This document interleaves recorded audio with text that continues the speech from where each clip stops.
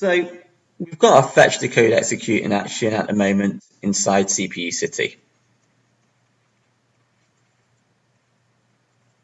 There you go. Inside the CPU. And let's imagine that we're doing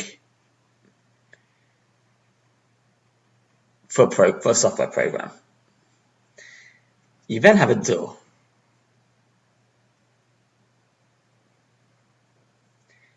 And this is what happens. You got your interrupt. This person wanting to come in to CPU City. Now, we're going to look at different kinds of interrupts, different reasons for interrupts. So for the first reason to interrupt a fetch, decode, execute, there might be an error message in another program, or even in this program. That will interrupt the fetch, decode, execute. So imagine you're playing a game and there's a bug in the game, and it comes up with an error, or you're writing out a Word document, you're doing your homework, and all of a sudden, it's crashed. So an error in the program is a reason for an interrupt.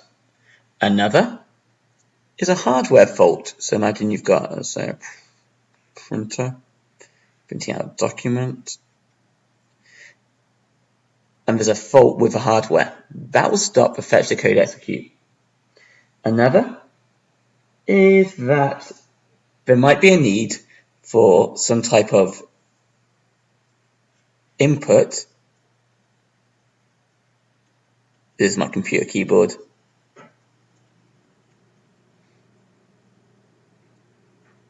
Or output processing. So imagine that someone's pressed Control P on the keyboard. Or imagine that you've got a timer on your computer which tells the computer, I want to print out this document at this time. Or imagine you pressed Alt and F4 when you're playing a game. If you don't know what that does, try it out, but not on this video. Any type of input or output processing will interrupt the fetch, decode, execute cycle.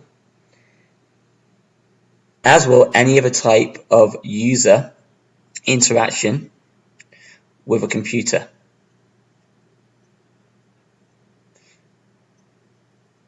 Any type of interaction with a computer, pressing a button, speaking through a microphone, turning it off, whatever, will interrupt the fetch, decode, execute cycle. And finally, which is a really complicated process to talk about, you've got a time signal which could also interrupt the fetch, decode, execute cycle. So to recap, an error in the program, hardware fault, it not working properly, input and output processing, user interaction, or a time signal can interrupt the fetch, decode, execute cycle.